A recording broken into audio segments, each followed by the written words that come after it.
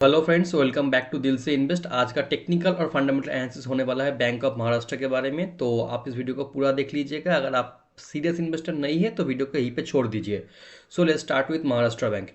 तो देखिए, अभी कंपनी का जो स्टॉक प्राइस है वो 61 के आसपास ट्रेड कर रहा है। रिसेंटली स्टॉक ने एक 70 रुपीज़ का हाई लगाया था, उसके बाद स्टॉक प्राइस थोड़ा बहुत नीचे आया, ये 55 के आसपास आया। उसके बाद स्टॉक प्राइस फिर से एक अप ट्रेंड में मूव कर रहा है। क्या स्टॉक प्राइस इससे ऊपर जाएगा या फिर नीचे आएगा? टेक्निकल की बात करें तो देखिए, अगर हम लोग अभी देखिए कि देखिए, अब कंपनी ऑल टाइम हाई के आसपास, ऑल टाइम हाई हाई के आसपास है और उसी के साथ पीछे हम लोगों का कोई सपोर्ट जोन नहीं है। तो हम लोग इसको एक सपोर्ट जोन पकड़ सकते हैं 51 के आसपास। तो बस और कोई डाटा है नहीं, क्योंकि ये ऑल टाइम हाई पे चल रहा है। तो ये है 51। और उसी के साथ अगर हम लोग अभी देखें तो इसका जो हाई इसने टच किया वो है 70 के आसपास। तो हम लोग कह सकते हैं कि स्टॉक प्राइस अगर मूव करेगा तो इसी के अराउंड मूव करेगा। अब इसके अराउंड क्यों मूव करेगा, देखिए इस कंपनी का एक छोटा सा हिस्ट्री देखिए। जब भी कंपनी का स्टॉक प्राइस मूव करता है तो धड़ाले से इंप्रूव होता है। देखिए, जब 27 के आसपास था तब अचानक स्टॉक प्राइस में मूवमेंट आया, उसके बाद एक स्लो डाउन, फिर अचानक एक मूवमेंट। इससे कि पहले भी देखिए, एक अचानक मूवमेंट, फिर एक स्लो डाउन, फिर अचानक मूवमेंट। तो ये स्टॉक में एक हिस्ट्री कह रहा है कि स्टॉक में अचानक मूव आता है, फिर एक स्लो डाउन होता है, उसको अचानक मूव आता है। तो अगर हम लोग यहाँ से स्टॉक प्राइस को हम लोग नीचे भी पकड़ ले तो मैं कह सकता हूँ कि स्टॉक प्राइस यहाँ से घूमना स्टार्ट किया था 54 के आसपास से, तो ये एक सपोर्ट जोन यहाँ पे भी क्रिएट कर सकता है। तो इसको भी एक सपोर्ट जोन पकड़ के चलते हैं। मैंने 52 को पकड़ा है, तो मैं इसको भी एक सपोर्ट जोन पकड़ के चलूंगा और वो है 54 के अराउंड, 54 55 के आसपास। इसको भी मैं सपोर्ट जोन पकड़ के चलूंगा। चलिए ठीक है। तो स्टॉक प्राइस यही से घूमना स्टार्ट किया है और हम लोग अभी देखें कि कंपनी की जो भी फंडामेंटल्स है वो सब कुछ टनाटन चल रहा है, यानी इंप्रूव हो रहा है। कंपनी का 7 day moving average 21 day moving के ऊपर ट्रेड कर रहा है, 14 डे मूविंग एवरेज उसके ऊपर ट्रेड कर रहा है। यानी कंपनी में एक फुल इंडिकेशन है कि कंपनी अभी तेजी में है और कंपनी का स्टॉक प्राइस अभी तेजी में है। तो हम लोगों को यहाँ पे एक छोटा सा बाइंग करना चाहिए। शायद मैं करूँगा, ये कोई एडवाइस नहीं है, क्योंकि अपना रिसर्च आप खुद कर लीजिएगा। तो यहाँ पे एक छोटा सा बाइंग बनता है क्योंकि स्टॉक प्राइस यहाँ से भी मूव करेगा। अगर कुछ दिनों के लिए स्टॉक प्राइस यहाँ पे स्लो डाउन भी होता है या फिर कंसोलिडेट करता है तो और ज़्यादा अच्छा है, क्योंकि फिर से धड़ाक से एक मूव आएगा जैसा हिस्ट्री कहता है।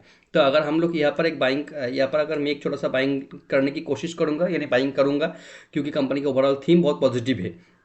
उसी के साथ अगर हम लोग वॉल्यूम की बात कर ले, कंपनी में देखिए वॉल्यूम लगातार बेसिस पे इंक्रीज हो रहा है, यानी सेलिंग वॉल्यूम के कंपेरेटिवली बाइंग वॉल्यूम ज़्यादा है। ये भी एक पॉजिटिव साइन है। अगर आरएसआई की बात करें, मेरा आरएसआई जब 86 के आसपास आता है तो स्टॉक प्राइस पर बहुत स्लो डाउन होता है, ऐसा हिस्ट्री कह रहा है।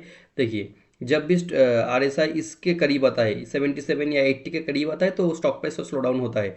अभी आरएसआई मेरा 61 के आसपास है, तो यहाँ से भी एक मूव ले सकता है। तो हो सकता है कि ये स्लो डाउन ना हो, स्टॉक यहाँ से फिर से मूव ले। तो यहाँ पर एक छोटा सा बाइंग अपॉर्चुनिटी हम लोगों के लिए बनता है। तो थैंक। एक और छोटी सी चीज़ हम समझ लेते हैं कि शॉर्ट टर्म में हम लोग की टारगेट कितना होना चाहिए। देखिए, जब भी स्टॉक प्राइस मूव करता है अपने ऑल टाइम हाई को जब भी तोड़ता है, उसके बाद एक 30 to 35% का जंप लेता है। यहाँ पे भी यही हुआ। और जब इसको तोड़ा 950 की जोन को जब तोड़ा, उसके बाद भी ये 70 तक आया, अगेन 35 to 30% का जंप लेता है। तो यहाँ से जब ये स्टॉक प्राइस अपने जोन को तोड़ेगा तो हम लोग फिर से एक 30% का जंप, 30% का एक टारगेट बिल्ड कर सकते हैं। अगर आप शॉर्ट टर्म व्यू लेते हैं तो 30% का जंप का एक टारगेट आपको लेना चाहिए। तो पहले हम लोग फंडामेंटल चेक कर लेते हैं जल्दी जल्दी। तो देखिए, अभी बैंक का जो स्टॉक पी है 11 के आसपास है, थोड़ा हाई चल रहा है। जो एवरेज पी है आप कह सकते हैं इस पीएसयू सेक्टर बैंक्स का, वो थोड़ा नीचे है, लेकिन इसका थोड़ा हाई है। चलिए, बुक वैल्यू 23 है, यानी बुक वैल्यू से भी बहुत ऊपर बैंक अभी ट्रेड कर रहा है। उसी के साथ अगर हम लोग कंपनी की आरओई देखें, आरओई बहुत इंप्रूव हुआ है, आरओसी बहुत ज़्यादा इंप्रूव नहीं हुआ है। उसी के साथ अगर हम लोग थोड़ा और की पॉइंट्स की बात कर ले तो देखिए, कंपनी के पास एक बहुत अच्छा खासा कॉन्टेंजमेंट लायबिलिटी है, जो हर एक पीएसयू सेक्टर बैंक में आपको देखने को मिल जाएगा। वो इसको लेकर ज़्यादा टेंशन करने की ज़रूरत नहीं है, क्योंकि अभी ओवरऑल थीम बहुत पॉजिटिव है। उसी के साथ अगर हम लोग देखें कि कंपनी में क्या अच्छा चल रहा है, उसके बाद company has good profit growth दिखा रहा है कंपनी अच्छा खासा लास्ट 5 ईयर से। ओके, ये एक अच्छी बात है। मैंने अभी बोला कि स्टॉक का जो पी है, बुक वैल्यू है, वो 2.6 टाइम के आसपास है, यानी बुक वैल्यू बहुत ज़्यादा चल रहा है। उसके बाद अगर कंपनी की हम लोग सेल्स ग्रोथ बहुत ज़्यादा इंप्रूव नहीं हुआ है, चलिए हम लोग पहले क्वार्टरली रिजल्ट को देख लेते हैं। तो अगर हम लोग देखें कि लास्ट कुछ क्वार्टर में कंपनी का जो रेवेन्यू है वो इंक्रीज हो रहा है, यानी हर एक क्वार्टर में ही हम लोग कह सकते हैं कंपनी की रेवेन्यू इंक्रीज हो रहा है।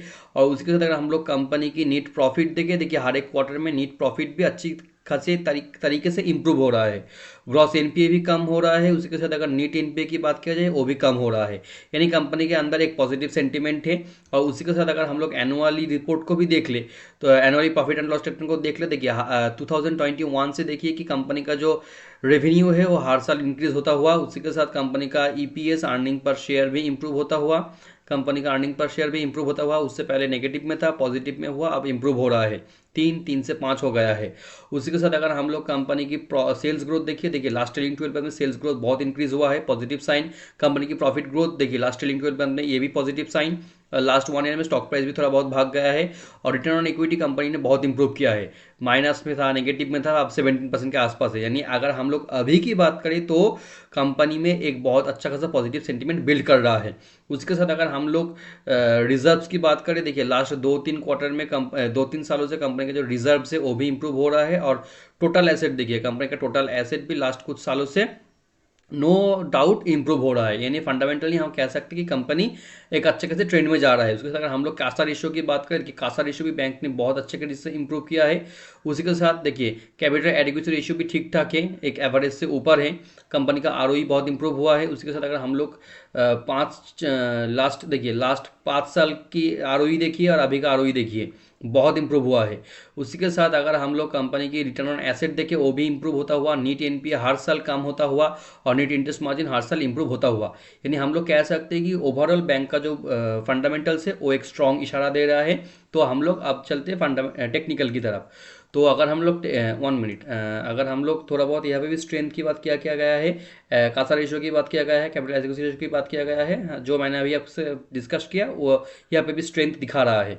उसी के साथ अगर हम लोग यहाँ पर एक बाइंग, यहाँ पर अगर मैं एक छोटा सा बाइंग करने की कोशिश करूंगा, यानी बाइंग करूंगा, क्योंकि कंपनी का ओवरऑल थीम बहुत पॉजिटिव है। उसी के साथ अगर हम लोग वॉल्यूम की बात कर ले, कंपनी में देखिए वॉल्यूम लगातार बेसिस पे इंक्रीज हो रहा है, यानी सेलिंग वॉल्यूम के कंपेरेटिवली बाइंग वॉल्यूम ज़्यादा है, ये भी एक पॉजिटिव साइन है। अगर आरएसआई की बात करें, मेरा आरएसआई जब 86 के आसपास आता है तो स्टॉक प्राइस पर बहुत स्लो डाउन होता है, ऐसा हिस्ट्री कह रहा है।